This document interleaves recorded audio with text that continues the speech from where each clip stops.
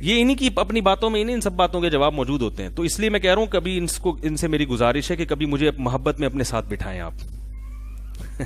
ٹھیک ہے. یہ کہتے ہیں میں مناظرے نہیں کرتا, میں بھی مناظرہ نہیں کروں گا آپ سے. گپ شپ لگائیں گے, جیسے آپ نے مولانا تعلیم صاحب کے ہاتھ چومے, میرے ہاتھ نہ چومیں, آپ بیٹھیں, ہم بیٹھ کے آپس میں کچھ ٹاپک ہیں جو میں آپ کو دوں گا جس میں آپ نے ہم پہ بہت کیچڑ اچھالا ہے, میری ذات پہ تو چلو وہ چلتا ہے, سب علماء کو لپیٹا ہے, تو میں آپ کو بتاؤں گا اسی وقت کہ آپ حضرت یہاں آپ یہ گڑبڑ کی, آپ نے لفاظی کی, آپ نے یہاں, کیونکہ یہ جو کلپ بازیاں ہیں نا اس میں عوام کا بھی ٹائم ویسٹ ہوتا ہے. لوگ جو لبرل لوگ ہیں وہ بھی دیکھتے ہیں کیا تماشا بچایا ہوا ہے, مچایا ہوا ہے. دیکھو لوگ تو سب کو مولوی ہی سمجھتے ہیں نا, کہتے ہیں ادھر سے کلپ, ادھر سے کلپ, ادھر سے کلپ, ادھر, کیا ایک دین کو مذاق بنایا ہوا ہے. تو عام لوگ پھر بےچارے یہی سمجھتے ہیں, اور یہ ہم جواب دینا پڑتا ہے بعض وجہ. اس لیے لوگ یہ بھی کہتے ہیں دیکھو یہ مولوی لوگ لڑ رہے ہیں آپس میں.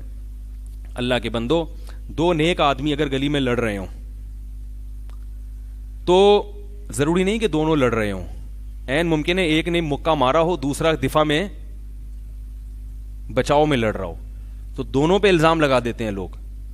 تو اصل ہدف اس کو بنانا چاہیے کہ یہ بحثیں اختلافی شروع کس نے کی ہیں, جس نے شروع کی ہیں, لڑائی کا الزام کس پہ لگے گا, اس پہ لگے گا. اب دو آدمی لڑ رہے ہیں, ایک نے دوسرے کا گریبان, دوسرے نے ایک کا گریبان پکڑ کے گتھا مار رہے ہیں, آپ جاؤ شرم نہیں آتی لڑتے ہوئے.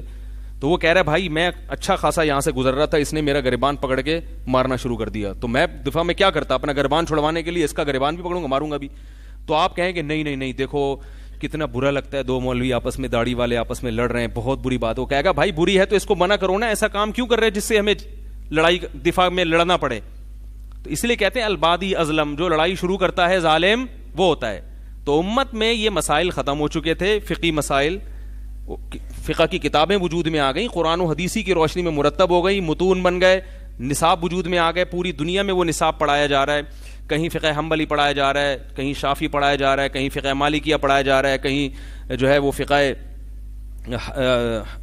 حنفیہ پڑھایا جا رہا ہے. تو اس چاروں فقہ پوری دنیا میں کسی بھی یونیورسٹی, حتیٰ کہ انگریزوں کی یونیورسٹی میں جائیں گے تو یہی فقہ آپ کو پڑھنے کو ملیں گے, کیونکہ اس کے علاوہ امت نے ابھی تک کوئی سلیبس تیار کیا ہی نہیں ہے. تو پڑھائیں گے کیا, وہ کوئی سلیبس ہی تیار نہیں ہوا.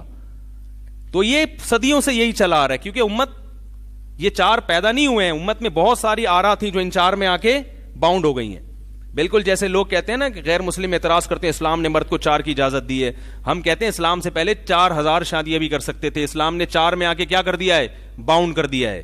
اسلام سے پہلے 4 سے زیادہ کی ہر مذہب میں, ہر قوم میں اجازت تھی, اسلام نے 4 پہ آ کے کیا کر دیا ہے, باؤنڈ کر دیا ہے. تو ایسے ہی فقہا کا یہ کمال ہے کہ تابعین میں, صحابہ میں اختلافی مسائل بہت زیادہ تھے, ان چاروں ائمہ نے ریسرچ کر کے ان مسائل کو سمیٹ کے کم کر دیا ہے. اب علماء کہتے ہیں کہ جب سمٹ کے یہ مسائل کم ہو گئے ہیں, امت ایک مکاتب فکر میں جمع ہو گئی, تو انہی میں سے کسی ایک کو فالو کرو اور دوسرے کو برا مت کہو, دوسرے کو بھی صحیح سمجھو. تو اسی طرح کام چلے گا. اور اگر پھر وہی بحثیں اٹھا لیا آپ نے تو پھر وہ لڑتے رہو قیامت تک, لڑتے رہو, سوائے بغض کے, کینہ, حسد کے, جیلسی کے, چیلنج بازیوں کے کچھ بھی حاصل نہیں ہوگا. تو ہمیں جو رفع الیدین پر تقریر کرنی پڑتی ہے وہ اس لیے کرنی پڑتی ہے, اس لیے نہیں کہ ساری دنیا رفع الیدین چھوڑ دے. ہمیں اس سے ہمارے پاس شفاف بہت ہیں, رفع الیدین کرتے رہے ہیں, ہم نے ایک دفعہ بھی کسی کو نہیں کہا کہ چھوڑ. بلکہ میرے سے اہل حدیث بھی بہت سے یہاں کے پوچھتے ہیں کہ آپ کی کیا رائے, ہم چھوڑ دیں. میں نے کہا یار کر رہے ہو تو کرتے رہو, مجھے کیا ہو رہا ہے, اگر کر رہے ہو تو ایک فقہ کو فالو کر رہے ہو, اگر آپ کو اطمینان نہیں ہے تو ٹھیک ہے. وہ یہاں آتے ہیں, نمازی پڑھتے ہیں, نہ میں نے ان کو کبھی میں نے کہا چھوڑنا ہے تو اپنی مرضی سے چھوڑو, میرے کے کہنے پہ کیوں چھوڑ رہے ہو, اگر آپ کو اس تحقیق پر اعتماد ہو تو ٹھیک ہے. تو یہ جو طریقہ کار ان لوگوں نے اختیار کیا ہے نا کہ ہم چما دیگرے نیست, اس کا مطلب ہے کہ ہم جیسا کوئی نہیں ہے. تو ہمارے فرمایا کرتے تھے جو کہتے ہیں نا ہم چما, میں نے آ کے اس کے الفاظ سنو, تکبر, انجینئر آیا ہے تو سارے فرقے بند ہونا شروع, میں جب سے آیا ہوں تو کیا ہوا ہے, یہ میں اللہ کو بہت زیادہ ناپسند ہے. حق علی اللہ اللہ یرتفع شیء الا وضعہ, حدیث میں آتا ہے جب کوئی چیز بہت اوپر جاتی ہے تو اللہ اس کو نیچے گرا دیتا ہے.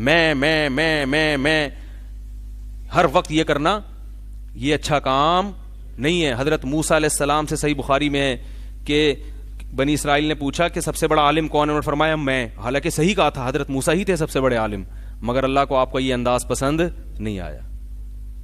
الفاظ کی بھی پکڑ ہے, الفاظ کی بھی پکڑ ہے.